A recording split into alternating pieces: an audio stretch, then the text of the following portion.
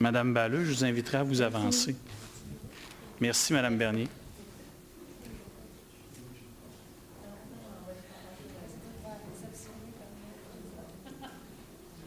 Oups. Bonsoir, Madame. Bonsoir. C'est une première pour moi. Bienvenue. À 66 ans, là, me présenter au conseil, je vous jure que c'est parce que c'est important. Nous, les citoyens de la rue de Courval, près du cégep, nous sommes en train de vivre un enfer et ce n'est que la pointe de l'iceberg. On a des petites maisons unifamiliales qui sont vendues. En ce moment, il y a 2 adresses. Vous vous dites de faire attention, fait que je nomme rien, mais je vous permets de suivre la discussion sur des faits vérifiés. Et quand vous aurez besoin de nom ou d'adresse, on ira. C'est qu'il y a un propriétaire qui a un duplex. Écoutez, on a fait des démarches. C'est 2 grands 6,5. Il y a une surpopulation dans ce bloc-là, tellement que ça n'est aberrant. Quelqu'un qui a une grande vitrine de salon ou une chambre, il y a un 2x4 dans le milieu de la vitre pour faire 2 chambres. Donc, il n'y a pas de fenêtre. Fait que moi, j'ai appelé mon conseiller, j'ai expliqué, j'ai dit, écoutez, ce bloc-là, il n'est pas réglementaire, il est illégal et c'est dangereux. Parce que s'il fallait que ça passe au feu, c'est pas deux loyers qui vont passer au feu. C'est plein d'étudiants université ou cégep, je ne sais pas. Ça, c'est un point. Et le propriétaire de ce bloc-là en question vient d'acquérir une petite maison unifamiliale qui a, je trouve qu'il a floué le couple. C'était un couple désorganisé. Il les a offert 130 000 $ pour leur maison, puis il y avait des dettes qui ont sauté dessus. Lui, c'est clair, il veut faire toutes des chambres dans la petite maison. Toujours sur de Courval. Toujours sur de Courval. Et à une autre adresse, il y a un propriétaire d'une maison unifamiliale dans l'autre coin. Là, il a acheté ce côté-ci. Il y en a une qui fait partie de la brigade de Courval. Elle est allée le voir. Elle dit, vous êtes le nouveau propriétaire? Il dit oui. Elle dit, monsieur, on est tellement content du locataire que vous avez. On n'a pas de problème, il ne fait pas de bruit. Ah, il dit, c'est dommage. Il dit, il s'en va. Elle dit, qu'est-ce que vous allez faire? Bien, il dit, là, le plombier est rentré, là, on va faire des chambres. Et il y a une autre maison plus loin, la pancarte de Remax est toujours là. C'est marqué vendu. Et sur le site, c'était 7 chambres. Et ces chambres-là, les étudiants qui sont là-dedans, là, il y a même des petits amis, hein? On a déjà vu, dans un duplex d'un 2e étage, il devait y avoir au moins une 30aine de jeunes dans le loyer. Et on est plusieurs citoyens qui vérifient. On a tout appelé la police. On a eu 5 chars de police. C'est des jeunes. Il y avait du fun.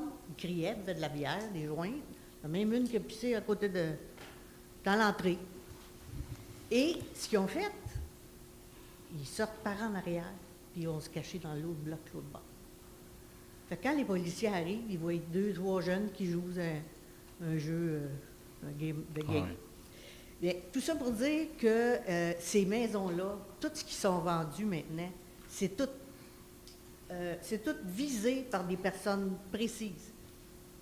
Parce que celui qui a le bloc illégal, qui vient d'acheter la petite maison unifamiliale du couple désorganisé, il a envoyé une lettre à l'autre voisine. Pour dire qu'il est intéressé. Qui est intéressée, et c'est une dame qui approche les 90 ans. Et c'est sa fille qui nous a avisé qu'elle avait été sollicitée. Fait que donc, il est en train d'acheter la rue. Et tout ça, c'est fait sans permis, là. Oui, bien, écoutez, c'est une réalité que malheureusement qu'on connaît, qu'on vit, que des gens autour de l'université ont vécu aussi, qui sont venus à maintes reprises nous témoigner. La crise du logement à Trois-Rivières. Souvent, les gens vont parler d'une crise du logement. À Trois-Rivières, on est à 0,9 de taux d'inoccupation. La crise, c'est en bas de 3 C'est pour dire que où on s'inscrit là-dedans, Mais ce que souvent on oublie dans le cas de Trois-Rivières, c'est qu'on a aussi une crise du logement étudiant et malheureusement, ce que vous dites là, c'est qu'il y en a qui en profitent. Oui. Puis qui en profitent de façon illégale. Puis ce que vous dites, c'est que même parfois au détriment de la sécurité des gens qui acceptent de louer ces chambres-là. On ne peut pas Exact. dire des loyers. Fait que Moi, c'est ça. j'avais eu vent de la part de M. Montreuil qu'il y avait eu un budget pour engager 2 inspecteurs pour faire respecter Ouais. le règlement. Pierre, si tu veux préciser, je vais te laisser prendre la parole là-dessus. Première chose, Mme Belleux, merci des précisions que vous apportez à tous les membres du Conseil. Le service des incendies a visité l'appartement, le duplex, Oui. qui est devenu un 9 logements. Oui, Il y a eu des avis qui ont été faits. oui, Effectivement, avant la pandémie, on avait au programme de faire inspecter tout le secteur autour du cégep Oui. et de déborder même du côté des rivières, du district des rivières. Budget qui est malheureusement disparu à OK. cause de la pandémie. pandémie. Il n'en demeure pas moins que le projet est toujours au programme. Est-ce qu'on arrivera à trouver les sous pour qu'il y ait inspection et régularisation? Moi, je suis de ceux qui veulent que ça se fasse. mais il faut les retrouver, c'est sûr. Le prochain budget va se négocier dans les prochaines semaines et mois. Alors, moi, je suis là-dessus. Là, je le cherche. Fait que quand Ce qui, parmi les pistes, on peut parler peut-être du logement utile. Je ne sais pas si tu veux aller. Bon. Puis après ça, on va compléter pour passer au Bon, prochain alors, Utile est un projet provincial qui va permettre d'amener 100 quelques logements étudiants, 187 logements étudiants au coin de Chemin Sainte-Marguerite et des Récollets. C'est en train de se construire sur 6 étages. Ouais, mais- On espère que ça va enlever de la pression.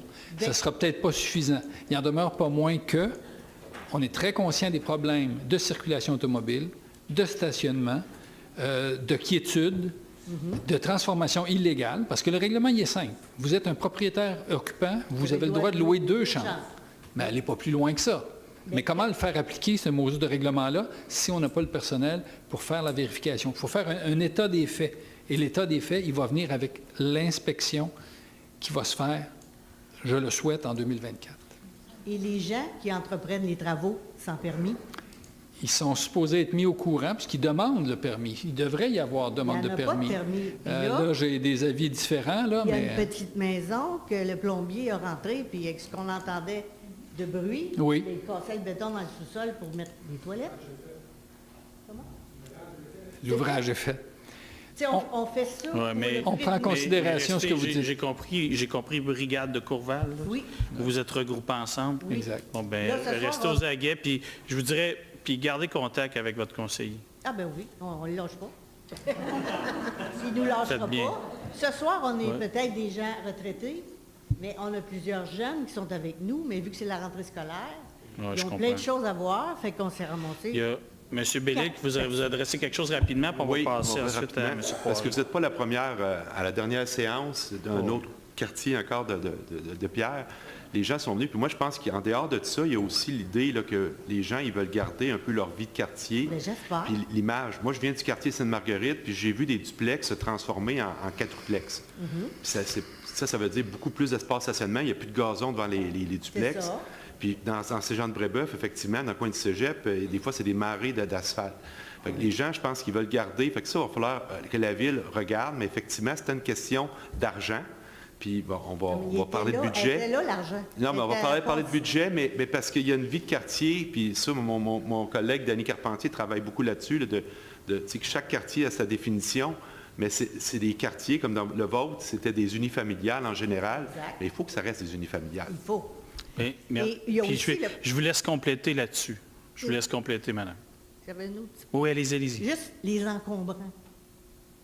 C'est clair et net qu'au mois d'août, quand les jeunes arrivent au cégep, ils sortent les vieux meubles qu'ils n'aiment pas, puis ils en rentrent des nœuds. On se ramasse avec des montagnes de meubles.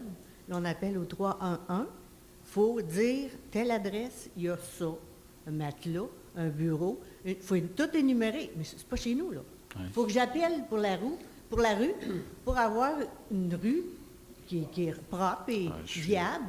Puis quand on voit tout ça, bien, Saint-François d'Assise, Sainte-Cécile, Saint-Philippe, c'est rendu très, très, très basique.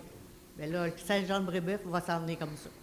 Ouais. Fait que c'est pas bon pour la ville, ça. Non. on Les travaille encombrants, là-dessus. Madame, On va Ballard. compléter, Oui, les il y en a encombrants, il vraiment, faut là. vraiment que chaque citoyen fasse preuve de civisme et qu'il fasse la demande. Mais sinon, c'est le conseiller municipal qui en fait. Je dois être rendu à une trentaine ou une quarantaine de requêtes. à ce sujet-là. Merci beaucoup, Mme Ballot. On va devoir passer à M. Poirier. Résolution que vous demandez.